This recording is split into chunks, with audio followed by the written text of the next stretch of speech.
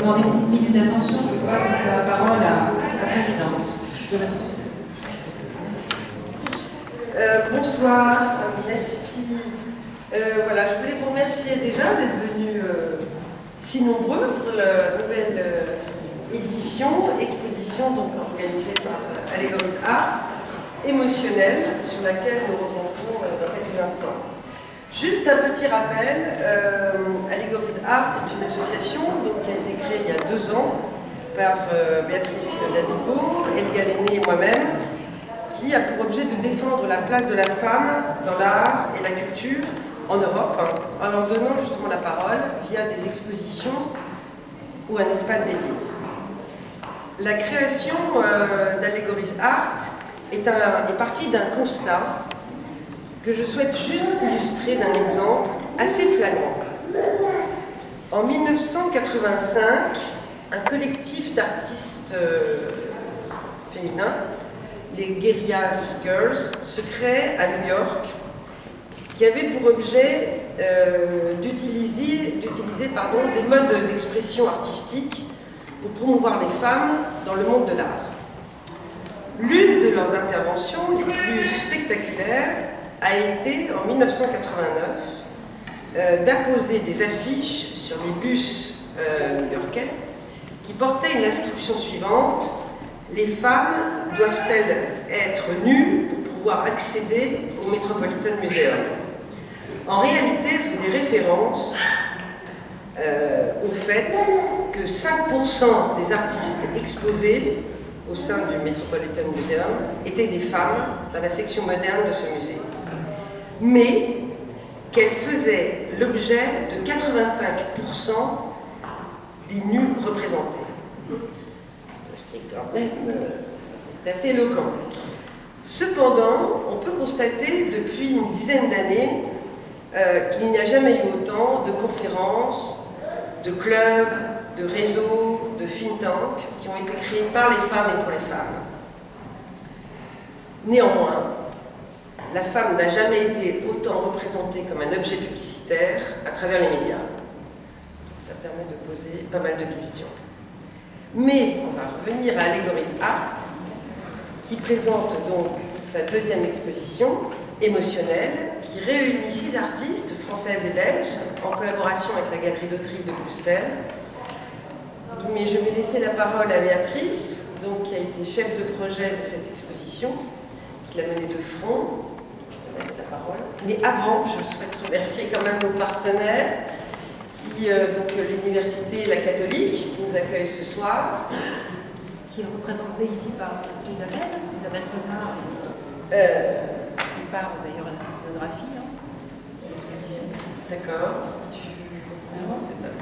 Le laboratoire Scaldab, avec lequel on a organisé des conférences, la Galerie d'Autrive de Bruxelles, le cabinet d'architecture, Autos Sanchez, l'agence Lustig Arcom et les raisins de filles, et évidemment tous les particuliers, grâce à leurs dons, on a pu construire et mener de front cette exposition. Merci. Merci Sébastien. Avant de parler des artistes qui présentent ce projet autour des émotions, je voulais juste dire un petit mot par rapport à la Galerie d'Autrive dont Sébastien vient de parler. La Galerie d'Autrive est une galerie bruxelloise qui a été créée par Ariel d'Autrive et qui a fondé également une association qui est l'alter ego de Allegories Art. Donc on s'est rapproché de cette association et le but étant de travailler ensemble et de mener des actions ensemble. Et donc c'est notre première collaboration cette année. Et cette collaboration se fait par le biais d'une artiste photographe qui est présentée actuellement à la Galerie d'Autrive et qui interviendra. Elle n'est pas seulement artiste photographe, elle est également psychothérapeute et elle interviendra dans notre cycle de conférences programmé dans ce projet émotionnel. Elle viendra donc à Lille faire une conférence le 18 juin. Voilà. Je voudrais donc maintenant vous parler particulièrement des émotions. Tristesse, peur, colère, honte, générosité, fraternité. Les émotions ont un caractère universel, elles sont au centre de la vie de chacun. On est tous concernés donc, par la thématique. Elles sont aussi au centre de l'art. Elles sont à la source de toute expression artistique et provoquent chez celui qui accueille cette expression des réactions émotionnelles. Réactions pouvant avoir un impact important sur nos comportements, sur la prise de décision. C'est dire qu'il y a donc des connexions entre cerveau et émotion. Et donc les experts en sciences cognitives à qui nous avons fait appel et qui interviendront sous forme de conférences débat nous expliqueront donc ces connexions entre cerveau et émotion et nous le prouverons. Nous avons ici présente Edgar Lenné, qui à la fois fait partie de l'association, mais qui est surtout une experte en gestion des émotions et qui fera donc une intervention sous forme de conférence débat. Voilà, la semaine prochaine. Donc, mais pour l'heure, j'ai le plaisir de vous présenter donc les artistes ici présents et surtout le travail de ces artistes qui s'expriment de manière différente autour de la thématique des émotions et ce qui rend cette exposition d'autant plus riche. Alors je vais les citer par ordre alphabétique. Je vais donc commencer par Florence Baudin est ici. Florence, tu peux peut-être venir voilà, avec moi. Donc Florence vit et travaille en région parisienne et donc très touchée par le sort réservé aux femmes dans le monde. Florence a souhaité travailler sur des situations d'empêchement, d'emprisonnement, d'humiliation, d'écrasement ou de terreur. Ces situations l'ont conduite à exprimer la crainte, l'anxiété, l'égarement, la honte, le désespoir, mais aussi l'orgueil de certaines femmes qui relèvent la tête et n'en pas. Ensuite, nous avons Anne de Keyser et Joël Wagli-Pouten qui nous viennent de Bruxelles. Voilà, Joël et Anne. Et qui, elles, ont choisi de présenter un travail en duo, donc une installation magnifique qui est ici à ma droite. Et donc, Joël présente une vidéo, une réflexion sur l'impression et le ressenti, et dont la principale émotion abordée est la joie. Et la volonté de Joël est d'illustrer un texte lu par l'auteur elle-même et de réaliser une vidéo mêlant réalité et dessin, pour lesquels elle a fait appel à Anne de Keyser, et son but étant d'obtenir un ressenti proche d'un tableau animé audiovisuel. Anne de Keyser, quant à elle, nous livre des dessins et des photos qui retracent des ressentis en lien direct avec la vidéo. Des émotions ou thèmes tels que la liberté, la surprise, la confusion, la fragilité, le désir, l'intimité, la solitude, l'émerveillement sont mis en valeur dans ces dessins et ces photographies. Et les œuvres d'Anne sont présentées comme un chemin qui mène à la vidéo.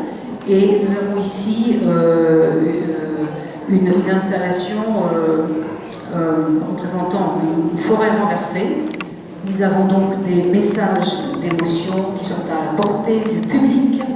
Et le public est donc invité à prendre des messages d'émotion et ensuite à en délivrer nous-mêmes des messages personnels d'émotion dans un réceptacle qui se trouve derrière. Voilà. Comment? Ah, ou à les réaccrocher. D'accord, on peut aussi les réaccrocher. Voilà. Et donc, je tenais aussi à préciser que la vidéo réalisée par Joël est en vente sous forme de DVD ou sous format Blu-ray. Voilà.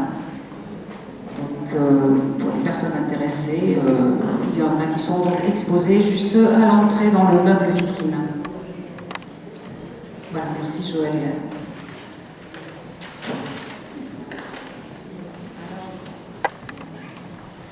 À la suite, nous avons donc Charlotte Lancel. Bonsoir Charlotte.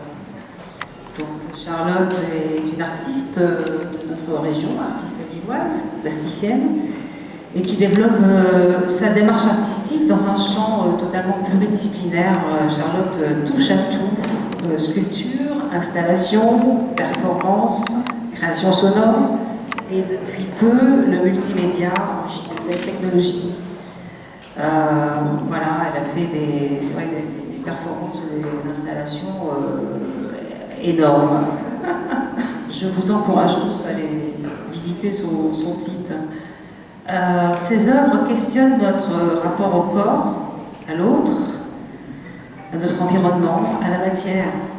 Elles provoquent des états d'âme, révélateurs de nos émotions les plus profondes. L'artiste nous présente ici différentes sculptures en métal qui évoquent la peur face à l'inconnu, ou bien l'ego, ou encore la colère.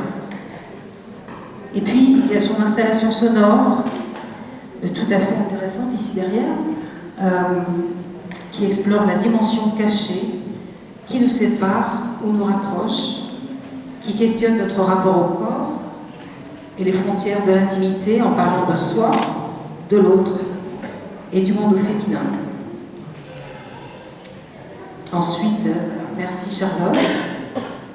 Je voudrais présenter le travail d'Ève. Bonsoir Ève. Ève ne veut pas trop se montrer. Bon. Ok.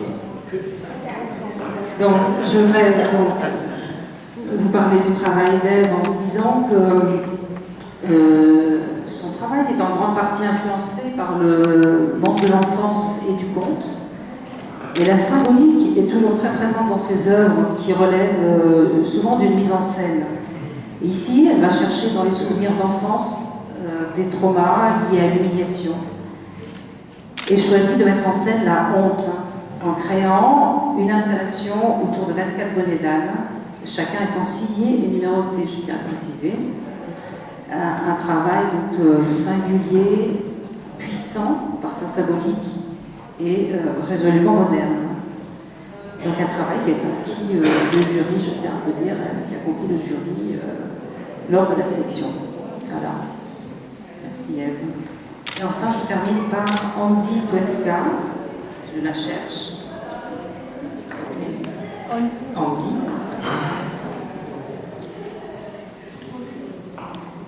Voilà Andy. Donc, qui est une globe-trotteuse, un peu comme Charlotte d'ailleurs, qui a aussi beaucoup voyagé. Et donc, Andy Tuesca sillonnait le monde et vécu dans de nombreux pays, avant de se poser aujourd'hui dans les Alpes-Maritimes, où elle vit et travaille. Voilà. Et alors, quand les mots ne suffisent plus, dit-elle, sculpter me permet d'exprimer mes émotions intimes. Voilà, ce sont les mots d'Andy et permet de sculpter ses émotions intimes et voilà, les sculptures que nous avons ici derrière qui sont absolument prodigieuses en bronze, voilà, magnifiques. Andy est habitée d'une grande sensibilité et elle s'exprime à cœur ouvert au travers de sa sculpture où sa maîtrise technique s'associe à une grande richesse humaine et esthétique. Andy s'intéresse beaucoup à la relation humaine dans son travail. Et donc, au-delà du contemplatif, sa création est empreinte de symboles. Elle est communicative et touchante. Brotherhood, par exemple, que vous avez ici derrière, donc les 12 bonhommes là qui se tiennent, est une œuvre qui laisse place à l'espoir en traitant de la fraternité qui unit les hommes dans leur souffrance comme dans leur joie. Voilà, c'est un peu, j'espère avoir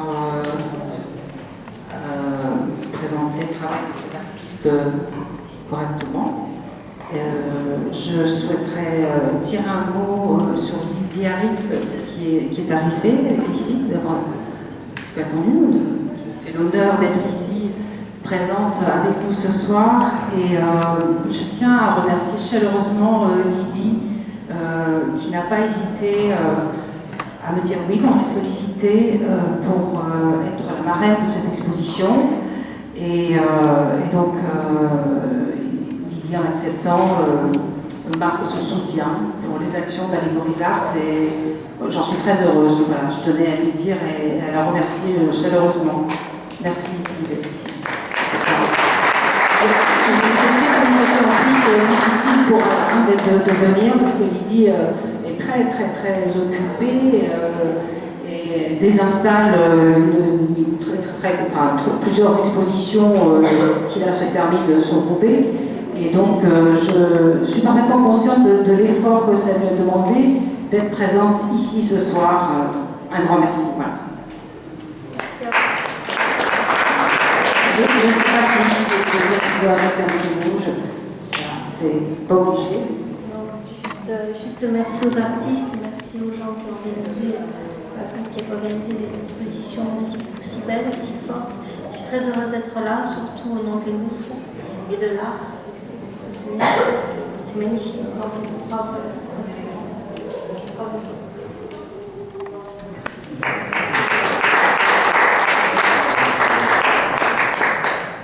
Alors, certains ont déjà commencé à prendre un verre, donc à se désaltérer. En tout cas, pour ma part, je commence à une petite soif, donc je vous invite tous à aller rejoindre le buffet, le bar, à prendre un verre. Bravo, Béatrice.